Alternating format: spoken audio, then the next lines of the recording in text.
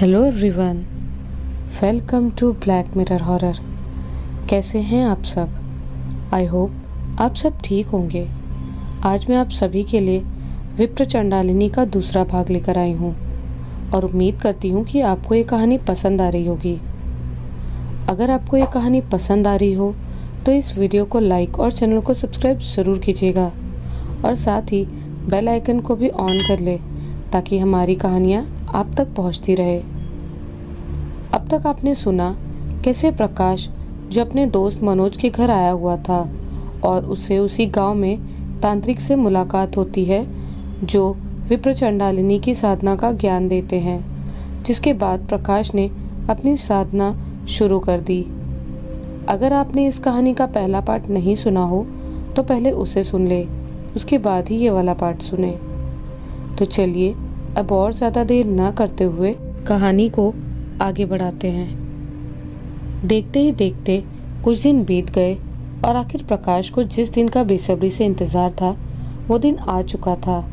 अमावस्या की काली अंधेरी गुप्त रात का वक्त हो चला था। गांव के सभी लोगों के सोने के बाद प्रकाश मनोज के घर से निकल पड़ा। मनोज भी सोने चला गया था। वैसे तो मनोज का घर सुनसान रास्ते के पास ही था। इस वक्त प्रकाश के तन पर काले कपड़े थे और उसके हाथों में एक काले रंग की पन्नी थी जिसमें वो आधा किलो जंगली सूअर का मांस ले जा रहा था। प्रकाश के नाक में सूअर के कच्चे मांस की गंध जा रही थी जो काफ़ी मन गिना देने वाली थी, लेकिन प्रकाश का उस गंध पर ज़्यादा ध्यान नहीं था। प्रकाश चलते चलते आखिरकार अपनी मंजिल तक पहुंच गया जहां वो साधना को अंजाम देने वाला था। प्रकाश के नज़रों के सामने सुनसान रास्ते के एक किनारे काफ़ी गंदा और कूड़े करकट वाली जगह थी। काफ़ी सारा गांव का कचरा उस जगह पर पड़ा था। कहीं कहीं पर जानवरों के मलमूत्र पड़े थे तो कहीं पर बड़े जानवर की सड़ती हुई लाश पड़ी थी। उन लाशों से इतनी असहनीय गंध आ रही थी कि किसी भी इंसान का दम जल्दी से घुटने लगे। वहीं प्रकाश के सांस के सहारे उसके फेफड़े तक वो गंध जा रही थी। प्रकाश ने अब ज़्यादा देरी न करते हुए उसी अपवित्र स्थान में कदम रख दिया। बीच में जाकर प्रकाश ने कचरे में जल की कुछ बूंदों के छींटे मारे और आसन लगाकर उन्हीं कचरे पर बैठ गया। सबसे पहले प्रकाश ने विप्र चंडालिनी का ध्यान करते हुए अपने जेब से वही भयानक सा चित्र निकालकर ज़मीन पर रख दिया। उसके बाद उसने कुछ अलग से बीज अक्षरों को बुदबुदाना शुरू किया। इसी के साथ वो दिए में सूअर की चर्बी डालकर थोड़ा सा घी से दीपक प्रज्वलित कर दिया। काली अंधेरी जगह से दीपक से मध्यम मध्यम रोशनी फैलने लगी। प्रकाश ने अब जल्दी से अपने जेब से तांत्रिक द्वारा दी हुई वही सफ़ेद चीज़ निकाली और उसे एकटक देखने लगा। प्रकाश के हाथ में सफ़ेद रंग की माला थी जो किसी दांत की भांति प्रतीत हो रही थी। प्रकाश ने खुद से कहा, तांत्रिक ने बताया था ये सूअर के दांत की बनी माला का प्रयोग साधना के दौरान ही करते रहना है जब तक कि साधना पूरी ना हो जाए। सबसे ज़्यादा सूअर के दांत की ज़रूरत है। प्रकाश ने बड़े ही चाव के साथ उस माला को अपने गले में डाल लिया और विप्र चांडालिनी के चित्र को देखकर तांत्रिक के बताए विप्र चांडालिनी महामंत्र का हल्के स्वर में उच्चारण करने लगा। प्रकाश को इस मंत्र का उच्चारण हर दिन 21,000 बार ही करना होता है। उसे जप करते हुए थोड़ी देर ही हुई थी कि उसे लगातार गंध आने के कारण सांस लेने में दिक्कत होने लगी, पर जैसे तैसे उसने अपनी साधना में खुद को लीन रखा। काफ़ी देर मंत्र जाप करने के बाद उसने सूअर के मांस का भोग चढ़ाने के लिए वो मांस निकाला। वो जल्दी से काली पन्नी में से सूअर का मांस निकालकर उस चित्र के सामने भोग लगाने लगा। अब बारी थी उसे उसी सूअर का मांस को खाने की। प्रकाश ने मांस को देखा तो उसे खुद ब खुद ही घिन आने लगी, लेकिन कैसे भी करके उसे वो प्रसाद ग्रहण करना ही था। उसने बड़ी हिम्मत करके सूअर के मांस को खाना शुरू कर दिया। जैसे ही सूअर का मांस मुंह में हल्का सा चबाया उतने में उसे उल्टियाँ होने लगी। प्रकाश ने वहीं कूड़े पर उल्टी कर दी। तभी अगले पल तांत्रिक की कही बात याद आई उसे। ध्यान रहे, भोग को पूरा ग्रहण करना अनिवार्य है वरना साधना का कोई फल नहीं मिलेगा। ये बात याद आते ही प्रकाश ने अपनी ही उल्टी में से सूअर के मांस बीन बीन कर खाने लगा। ये दृश्य किसी का भी मन विचलित कर देने वाला था। आखिर जैसे तैसे करके प्रकाश ने अपनी पहले दिन की साधना पूरी कर ली और घर लौट गया। अगले दिन प्रकाश के दिमाग में रात के दृश्य घूम रहे थे और ये उसके चेहरे से साफ पता चल रहा था। मनोज प्रकाश को देखते हुए बोला, क्या हुआ? किस सोच में खोए हो? कुछ हुआ है क्या? प्रकाश का मन तो हुआ मनोज को बताने का, लेकिन रुद्रानंद की बात याद आते ही मना करते हुए बोला, कुछ नहीं हुआ। हर दिन की अंधेरी रात में अपनी साधना के लिए उसी स्थान पर जाकर साधना करने लगता है प्रकाश। हालांकि पहले दिन तो प्रकाश को ज़्यादा तकलीफ नहीं हुई, लेकिन धीरे धीरे वहाँ से आती दुर्गंध से उसकी परेशानी बढ़ने लगी। पर उसके दृढ़ संकल्प से उसे हिम्मत मिलती रही। उसे कैसे भी साधना पूरी करनी थी। 2-3 दिन साधना करते हुए हो गए, लेकिन उसे किसी भी तरह का आभास नहीं हुआ। लेकिन चौथे दिन प्रकाश आंख बंद करके मंत्रों का उच्चारण कर रहा था। मौसम ठंडा होने के कारण ठंडी ठंडी हवा उसके शरीर में समा रही थी। उसके बदन का कपड़ा भी काफ़ी हल्का था, लेकिन वो अपनी पूरी निष्ठा के साथ साधना में लगा हुआ था। उसी बीच प्रकाश को अजीब सी आहट सुनाई देने लगी, जैसे हल्के हल्के कदमों से कुछ उसकी तरफ बढ़ता आ रहा हो। वह आवाज़ प्रकाश के करीब आकर रुक गई। इस दौरान प्रकाश की आंखें बंद थी। प्रकाश आंख खोलकर देखना चाह रहा था, पर हिम्मत नहीं हुई। वहाँ थोड़े पल तक खामोशी छाई रही। तभी दूसरे ही पल किसी के ज़मीन में तेज़ी से खबरने की आवाज़ सुनाई पड़ी। प्रकाश ने मंत्र जपते हुए ही अपनी आंखों को धीरे से खोला तो थोड़ा सा हैरान हो गया। प्रकाश के सामने इस वक्त एक काले रंग का कुत्ता था जो अब उसे घूर रहा था। प्रकाश ने कुत्ते की आंखें देखी तो और ज़्यादा सहम गया। उस कुत्ते की आंखें एकदम लाल रंग में चमक रही थी, जैसे उसकी आंखें गाढ़े खून की हों। उसी दौरान प्रकाश के मन में कई सारे सवाल चल रहे थे, पर उसका ध्यान मंत्रों पर अधिक था। प्रकाश उसे ही देख रहा था। पहले वो कुत्ता उसे देखकर तेजी से गुर्राने लगा, मानो वो प्रकाश पर हमला कर देगा।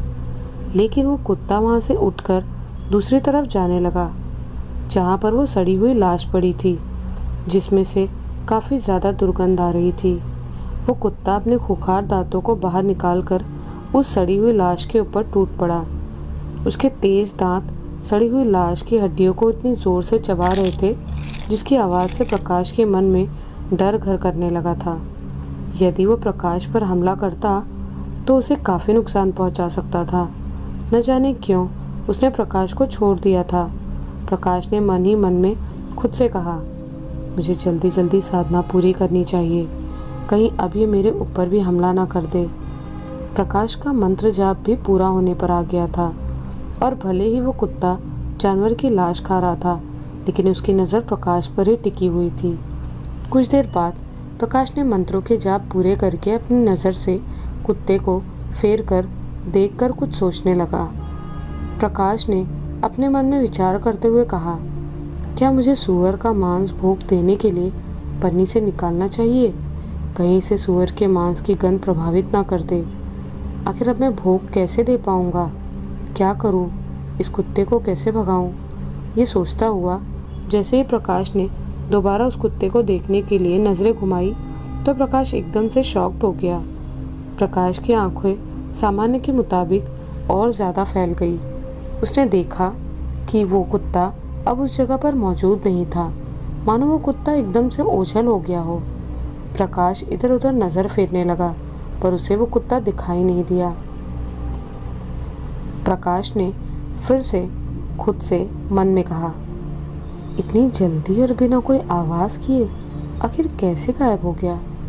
प्रकाश को इस बात पर ज़्यादा ध्यान देने से अच्छा उसे ये लगा कि वो जल्दी से भोग चढ़ाकर घर लौट जाए। उसने जल्दी से चित्र के सामने भोग दिया। मांस की गंध से अचानक उसे कुत्ते के गुर्राने की आवाज़ बेहद साफ सुनाई देने लगी। प्रकाश घबराया हुआ जल्दी जल्दी मांस को खाने लगा। प्रथम दिवस के मुताबिक आज उसे सूअर के मांस से घिन नहीं आ रही थी, बल्कि आज बड़े ही चाव से वो खा रहा था उसे। इसके बाद जल्दी से वो घर की तरफ निकल पड़ा। पर आज घर जाते वक्त उसके कानों में उसी कुत्ते के गुर्राने की आवाज़ लगातार आती रही, लेकिन देखने में दूर दूर तक कुछ भी नज़र नहीं आ रहा था। इसे अपना वहम मानकर नज़रअंदाज करके घर पहुंच गया। अगले दिन के वक्त प्रकाश आंगन में बैठा हुआ अखबार पढ़ रहा था। उतने में मनोज आंगन में आ गया और प्रकाश के सामने बैठकर निहारने लगा। तभी उसकी नज़र प्रकाश के गले में पहनी माला पर पड़ी। मनोज ने तुरंत सवाल करते हुए कहा, ये तुम्हारे गले में किस चीज़ की माला है? प्रकाश एकदम से चौंक गया। उसने अखबार नीचे रखते हुए कहा, वो ये माला तो मैं जयपुर से लेकर आया था। प्रकाश ने जैसे तैसे करके बात टाल दी। इस पर उसने प्रकाश से कहा, ये माला तो मैंने कहीं नहीं देखी। मनोज कुछ सोच पाता कि कोई उसे बुलाने लगा। मनोज के जाने के बाद प्रकाश ने गहरी सांस ली और वापस से अखबार पढ़ने लगा। वहीं रात का वक्त हो चला था। अभी भी साधना पूरी होने में 2 दिन शेष थे। हर रोज़ की तरह प्रकाश उसी स्थान पर जाने के लिए निकल पड़ा। कुछ ही देर में जब अपनी साधना वाले स्थान पर पहुंचा तो एकदम से हैरान हो गया। उसकी आंखें खुली की खुली रह गई थी। प्रकाश ने धीरे से हकलाते हुए कहा, ये कुत्ता फिर से यहाँ पर, और ये इंसानों की तरह क्यों बैठा है? प्रकाश ने जैसे ही उस ओर अपने कदम बढ़ाए तो वो कुत्ता प्रकाश को देखकर गुर्राने लगा। जैसे जैसे एक एक कदम वो बढ़ा रहा था, वैसे वैसे उसके गुर्राने की आवाज़ भारी होती जा रही थी। प्रकाश को उस कुत्ते से और ज़्यादा डर लगना शुरू हो गया था। प्रकाश ने घबराए हुए आवाज़ में खुद से कहा, ये कुत्ता नहीं, ज़रूर कुछ और है। मुझे क्या करना चाहिए? क्या ऐसे ही साधना छोड़ दूँ? क्या करूँ? वक्त निकला जा रहा है, थोड़ा और लेट हुआ तो गड़बड़ हो जाएगी। ये सोचने के बाद प्रकाश ने जल्दी से ज़मीन पर आसपास कुछ देखा तो उसे एक आधी फीट की लकड़ी का तना मिला, जिसे उसने जल्दी से अपने हाथ में उठा लिया और कुत्ते के पास बढ़ने लगा। उसकी गुर्राहट प्रकाश के मन को विचलित कर रही थी। फिर भी वो पूरी हिम्मत जुटाकर प्रकाश कुत्ते के करीब पहुंचकर डंडा दिखाने लगा। उस कुत्ते ने हाथ में पकड़े डंडे को अपने दांतों से तोड़ दिया। प्रकाश ने जल्दी से अपने कदम पीछे हटा लिए। वो कुत्ता काफ़ी देर तक प्रकाश को घूरता रहा और फिर थोड़े समय के बाद वो कुत्ता वहाँ से चला गया। प्रकाश उस कुत्ते को वहाँ से जाता देखकर गहरी सांस लेते हुए कहा, अच्छा हुआ चला गया। खैर, मुझे जल्दी से साधना कर लेनी चाहिए, कहीं देर ना हो जाए। इसके बाद प्रकाश ने अपनी साधना शुरू कर दी। थोड़ी देर तक साधना में लीन रहने के बाद प्रकाश को आज कुछ न कुछ अलग एहसास हो रहा था और आज उसकी साधना के बीच बीच में हल्का हल्का उसका ध्यान भटक रहा था। तो कभी दीपक बुझने पर आ जाता। खैर, वो आंखें बंद करके मंत्र जप करने लगा। थोड़े समय बाद उसे मंत्रों के बीच में आभास हुआ कि कोई औरत आसपास मौजूद हो। प्रकाश के कानों में कभी कभी धीमी हंसी की आवाज़ सुनाई पड़ती तो कभी चूड़ियों की खनखन की। प्रकाश के कान में हल्के से फुसफुसाने की आवाज़ आई, तुझे इस साधना को करके केवल मुसीबतें मिलेगी, बंद कर दे ये साधना, इसमें तेरी भलाई है। प्रकाश ने उस फुसफुसाती आवाज़ पर बिल्कुल ध्यान नहीं दिया और अपनी साधना लगातार करता रहा। कुछ पल के बाद उसके कंधे पर उसने किसी के हाथ महसूस किए और फिर से फुसफुसाहट की आवाज़ सुनाई दी, तेरी साधना टूटने वाली है। ये सुनकर प्रकाश काफ़ी घबरा सा गया। उसने तुरंत अपनी आंखें खोलकर देखा तो आसपास कोई भी नहीं था। वो वापस अपनी साधना में लीन हो गया। अचानक से प्रकाश को किसी की भारी आवाज़ सुनाई दी, अगर ये साधना बंद नहीं हुई तो अंजाम अच्छा नहीं होगा। जैसे ही प्रकाश ने धीरे से आंख खोली तो एकदम से काफ़ी ज़्यादा दंग हो गया। उसके सामने हाथ में बड़ा सा डंडा लिए कोई शख्स खड़ा था। उसका चेहरा बिल्कुल भी नहीं दिखाई दे रहा था, जिस वजह से उसे पहचानने में काफ़ी परेशानी आ रही थी। ऊपर से अंधेरे में ज़्यादा कुछ समझ भी नहीं आ रहा था। उस शख्स को देख प्रकाश घबरा सा गया था। अब प्रकाश ने केवल कुछ देर के लिए मंत्र जप करना रोक दिया। प्रकाश ने बड़बड़ाते हुए सवाल किया, कौन हो और मेरी साधना में विघ्न क्यों डाल रहे हो? उस शख्स ने फिर से भारी आवाज में कहा, जल्दी अपनी साधना बंद कर। प्रकाश ने तुरंत पलटकर कहा, तुम जो भी हो यहाँ से चले जाओ, मुझे साधना करने दो। इतना कहकर प्रकाश ने फिर से मंत्रों का जप करना शुरू कर दिया। उस शख्स का गुस्सा तेजी से बढ़ता गया। देखते ही देखते उस आदमी ने हाथों में डंडे को कस के थाम कर प्रकाश पर हमला करने के लिए आगे बढ़ने लगा। उतने में पीछे से उसी कुत्ते के भौंकने की आवाज़ सुनाई देने लगी। वो कुत्ता तेजी से पास आकर उस शख्स पर भौंकने लगा। ऐसा लग रहा था वो प्रकाश की सुरक्षा के लिए ही हो। वहीं काली रात में चल रही ठंडी ठंडी हवा में उस शख्स के कपड़े हल्के हल्के फड़फड़ा रहे थे। सामने बैठा प्रकाश तो मंत्र जप करना रोक ही नहीं रहा था। उसी के साथ वो कुत्ता उस शख्स को प्रकाश के करीब आने से रोक रहा था। वहीं जलते दीपक की लौ भी कम होने लगी थी। प्रकाश ने हल्के कांपते हाथ से उसे ठीक करने की कोशिश की। इतने में उस शख्स ने कुत्ते को हटाने के लिए एक लात मारी, जिस पर कुत्ते ने उस शख्स के पैर ही पकड़ लिए। तभी प्रकाश के हाथों से वो दीपक बुझ गया। फिर पता नहीं एकाएक वो कुत्ता उस शख्स से दूर डरकर भाग गया। अब उस शख्स की नज़रें प्रकाश पर टिकी हुई थी। प्रकाश को देखकर साफ पता चल रहा था कि कपकपा देने वाली ठंड में भी उसका शरीर पसीने छोड़ रहा था। उस शख्स ने गुस्से से बौखलाए हुए कहा, तूने ये साधना करके बहुत बड़ी गलती कर दी, अब तुझे कोई नहीं बचा सकता। प्रकाश जल्दी जल्दी भोग लगाकर साधना पूरी करना चाह रहा था। उतने में उस शख्स ने बौखलाहट में आकर हाथ में थामे भारी डंडे से प्रकाश के ऊपर हमला कर दिया। उसी पल प्रकाश वहां से उठकर भागना चाह ही रहा था, लेकिन उसके माथे पर लग गई थी और उसका सर काफ़ी तेज़ी से घूमने लगा। फिर वो दूसरे ही पल मूर्छित होकर चित पड़ गया। उसकी साधना वहीं के वहीं भंग हो गई। कुछ घंटे के बाद प्रकाश के कानों में किसी के जगाने की आवाज़ सुनाई दी।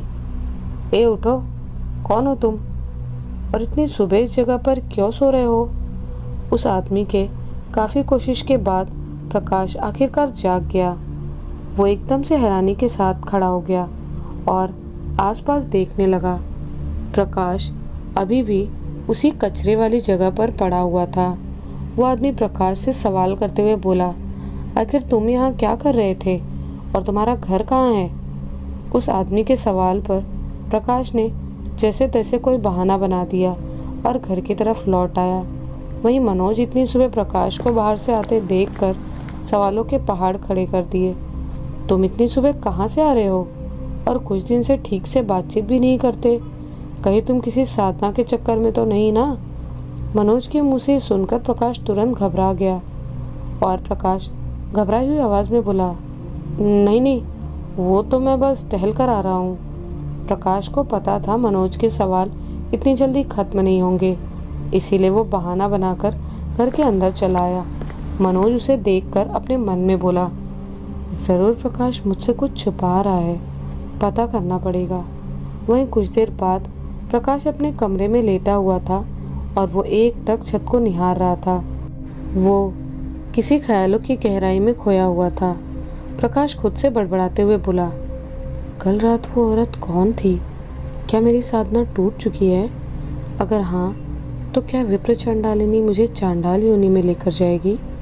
आखिर मेरे सवाल के जवाब कैसे मिलेंगे? ये सोच ही रहा था, अचानक उसके दिमाग में तांत्रिक रुद्रानंद का ख्याल आया। प्रकाश ने उत्सुक होकर कहा, मुझे आज शाम को ही तांत्रिक रुद्रानंद से मिलना चाहिए, वही मेरी समस्या का समाधान करेंगे। फिर सोचते सोचते ही प्रकाश को नींद आ गई। कुछ देर के बाद प्रकाश के कानों के अंदर हल्की फुसफुसाहट की आवाज़ सुनाई दी, प्रकाश प्रकाश। उसके अवचेतन मन को बार बार पुकारने की आवाज़ सुनाई दे रही थी। अचानक से नींद में प्रकाश के बिल्कुल सामने एक भयानक सा चेहरा दिखा, जिसे देखकर प्रकाश नींद से सीधा उठ खड़ा हुआ और ज़ोर ज़ोर से सांस भरने लगा। उसने शांत होते हुए कहा, पता है कितने डरावने डरावने सपने देखने लगा हूँ मैं। ये कितने डरावने सपने दिखाई देने लगे हैं मुझे। अब की बार फिर से हल्की फुसफुसाहट प्रकाश के कानों में गई। वो कोई सपना नहीं, वो हकीकत थी। प्रकाश चौकन्ना होकर इधर उधर अपनी नज़र फेरने लगा और हकलाते हुए धीरे से बोला, कौन है? इसके बाद उस कमरे के अंदर भयानक सी हंसी की आवाज़ गूंज पड़ी। देखते ही देखते वो हंसी अब इतनी तेज़ हो गई थी जिसे सुनकर प्रकाश की रूह भी कांपने लगी थी। इससे उसके गले से कोई आवाज़ ही नहीं निकल रही थी। इतने में प्रकाश के सामने वाली दीवार पर काले रंग की एक परछाई उभरने लगी। प्रकाश ने गौर से देखा तो दीवार पर एक भयानक सी औरत का चित्र उभरा था, जिसके खुले बाल हवा में चारों तरफ बिखरे थे और उस औरत का भयानक चेहरा काफ़ी बदसूरत सा था। ऐसा लग रहा था जैसे दीवार से उभरा चित्र सीधा प्रकाश के ऊपर हमला कर दे। धीरे धीरे पूरे कमरे के अंदर वैसा ही काफ़ी सारे चित्र उभरने लगे। प्रकाश को कुछ समझ नहीं आ रहा था कि ये सब क्या हो रहा है उसके साथ। प्रकाश के कानों में हंसी के बदले कुछ और आवाज़ सुनाई दी, मुझे रक्त दो, मुझे रक्त दो, हम पर रक्त की बारिश करो, वरना अंजाम अच्छा नहीं होगा। अब प्रकाश अगर एक पल भी वहाँ रुकता तो डर के मारे उसके प्राण निकल जाते। उसने पूरी हिम्मत करके अपने कमरे से भागने की कोशिश की। प्रकाश तेज़ी से कमरे का दरवाज़ा खोलकर चीखते हुए सीधा बाहर भागा। उसे देखकर मनोज उसके करीब आकर बोला, क्या हुआ? इतना डरे और घबराए हुए क्यों? आखिर हुआ क्या है? प्रकाश ने हकलाते हुए कहा, वो कमरे के अंदर वो भयानक परछाई है। प्रकाश ऐसे ही आधा अधूरा बोलकर चुप हो गया। मनोज उसे समझाते हुए बोला, ज़रूर तुम्हें वहम हुआ होगा या तुमने कोई बुरा सा सपना देखा होगा। प्रकाश तुरंत ऊंची आवाज़ में मना करते हुए बोला, नहीं नहीं, मैं सब हकीकत में देखा हूँ और ये सब हो रहा है। मनोज ने प्रकाश की बात मानकर उसके कमरे में देखने के लिए जाने का फैसला करता है और वहाँ चला गया। जैसे वो प्रकाश के कमरे के अंदर गया तो वो खुद ही काफ़ी ज़्यादा हैरान हो चुका था। मनोज की आंखें फटी की फटी थी। मनोज ने देखा कि दीवार पर एक चित्र बना हुआ था, लेकिन वो चित्र बहुत अधूरा था। सिर्फ बड़े बड़े बाल ही दिख रहे थे, बाकी ना सर और ना मुंह, कुछ नहीं बना था। मनोज ने हैरानी से कहा, किसी ने दीवार पर खरोच कर ये बनाया है, कहीं ये तुमने तो नहीं किया ना? प्रकाश ने तुरंत मना करते हुए कहा, नहीं नहीं, मैंने तो खुद पहली बार ऐसा चित्र को मेरे सामने देखा था, पता नहीं ये किसने किया होगा। मनोज प्रकाश की तरफ एकटक देखकर कुछ भापने की कोशिश कर रहा था। वहीं प्रकाश ने मनोज को ऐसे देखते नोटिस किया तो वो बिल्कुल चुप हो गया। मनोज ने तुरंत प्रकाश पर सवाल दाग दिए, मेरे मना करने के बाद भी तुमने तांत्रिक रुद्रनाथ से कहीं कोई तंत्र मंत्र साधनाएं सिद्धि सीख कर कोई प्रयोग तो नहीं किया ना? मनोज का सवाल सुनकर प्रकाश को साफ सूंघ गया था। प्रकाश के पास सच बताने के अलावा कोई और रास्ता नहीं बचा था। प्रकाश ने अपना मुंह लटका लिया। मनोज बार बार जोर देकर उसे सच उगलवाने की कोशिश करने लगा। अंत में प्रकाश ने सच बताना ही सही समझा। प्रकाश ने सच बताते हुए कहा, हाँ, मैंने तांत्रिक रुद्रानंद से विप्र चंडालिनी की साधना सीखी थी और उसी को सिद्ध करने के लिए मैं हर रात बाहर जाकर साधना करता था, लेकिन वो साधना अधूरी रह गई। यह क्या हुआ मुझे समझ नहीं आ रहा। ये सुनकर मनोज काफ़ी सीरियस होकर बोला, आखिर मेरे मना करने के बावजूद भी तुमने क्यों की? मेरी बहन की शादी है, इसलिए मैंने तुम्हें दूर रहने को बोला था। अब अगर कुछ हुआ तो हमारी दोस्ती में दरार आ जाएगी। प्रकाश ये सुनकर घबरा सा गया। उसने तुरंत मनोज को समझाते हुए कहा, मैं कुछ नहीं होने दूंगा। आज शाम को तांत्रिक से मिलकर कोई ना कोई उपाय लेकर ही वापस आऊँगा। मेरी पूरी कोशिश रहेगी। मेरे कारण तुम्हारे परिवार पर कोई आँच नहीं आएगी। इसके बाद प्रकाश तांत्रिक रुद्रानंद की खोज में निकल पड़ा। साथ में मनोज भी था। दोनों मिलकर रुद्रानंद को खोजने लगे। सबसे पहले एक तो शमशान घाट में खोजा, पर वो वहाँ ना मिले और कई सारी जगह पर खोजा, लेकिन तांत्रिक रुद्रानंद का कुछ अता पता नहीं चला। मनोज थक कर बैठ गया। वहीं प्रकाश को याद आया और वो फटाक से बोला, ज़रूर तांत्रिक रुद्रानंद उसी जगह पर मिल सकते हैं। चक्र तीर्थ शमशान घाट पर मिलने बुलाया था। इसके बाद अपने मन में उम्मीद लिए मनोज के साथ चक्र तीर्थ शमशान घाट की तरफ वो लोग बढ़ने लगे। इसके बाद प्रकाश को उम्मीद थी कि तांत्रिक रुद्रानंद ज़रूर वहीं मिलेंगे। शाम का भी वक्त हो चुका था। कुछ ही देर के अंदर वो दोनों वहाँ पहुँच चुके थे। सूरज ढलने के बाद वहाँ पर एक दो चिता की आग धधक कर ठंडी हो रही थी। बाकी कोई इंसान दूर दूर तक दिखाई नहीं दे रहा था। ऊपर से वो घाट काफ़ी बड़ा था। ऐसे ही किसी को खोज पाना थोड़ा कठिन था। मनोज इधर उधर देखने लगा। वहीं प्रकाश एक जगह पर चुपचाप खड़ा रहा। धीरे धीरे वक्त भी तेज़ी से बीतते जा रहा था। मनोज ने प्रकाश से कहा, रुद्रानंद नहीं आएंगे। अगर उनको मिलना होता तो अब तक मिल चुके होते। मेरे हिसाब से कहीं वो ज़रूर आनंद मठ चले गए हैं। प्रकाश मना करते हुए बोला, नहीं नहीं, ऐसा नहीं हो सकता। वो वापस नहीं जा सकते।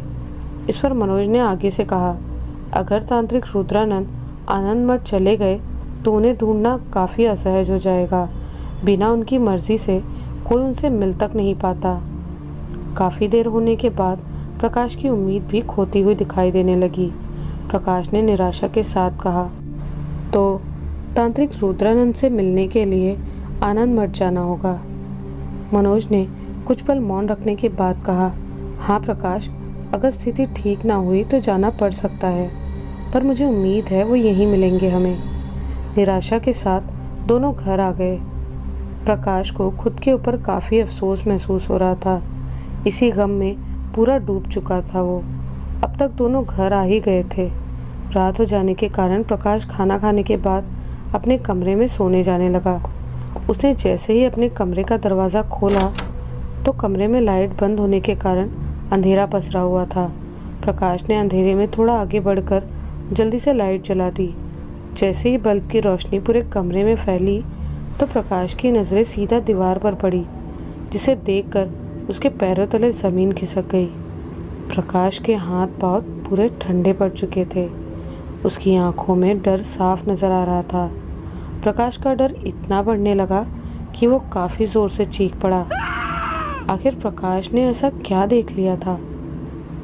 कहीं प्रकाश पर विप्र चांडालिनी का बुरा प्रभाव पड़ना शुरू तो नहीं हो गया? क्या विप्र चांडालिनी प्रकाश को मौत के घाट उतार देगी या प्रकाश उससे छुटकारा पा लेगा?